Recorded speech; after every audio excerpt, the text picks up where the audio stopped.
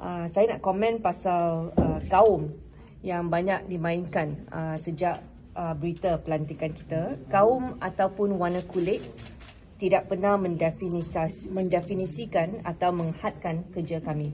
Sejak 2008, sama ada sebagai Adun Subanjaya, Speaker Dewan Negeri Selangor, Ahli Parlimen Segambut ataupun Timbalan Menteri Pembangunan Wanita, Keluarga dan Masyarakat, Menteri Belia dan Sukan, tumpuan saya sentiasa kekal kepada dasar dan pelaksanaan serta hasil kerja dan bukan terhadap warna kulit saya.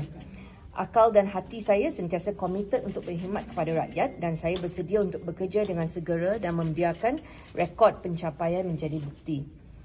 Berbekalkan pengalaman ini, pentadbiran kami akan memberi keutamaan dan kerjasama erat kepada semua ahli parlimen wilayah persekutuan. Sebagai wakil rakyat, mereka memahami denyut nadi kawasan masing-masing dan itu adalah suara demokrasi yang wajar didengari dan suara rakyat diwakilkan oleh ahli-ahli parlimen kita. Jadi visi saya untuk wilayah persekutuan untuk Kuala Lumpur, Putrajaya dan Labuan adalah dari segi bentuk dan isi, form and substance, ya, clean dan menjadikannya tempat di mana rakyat boleh tinggal, bekerja dan menikmati kehidupan. Okey, dan itu adalah hasrat kami dan objektif utama kita lah.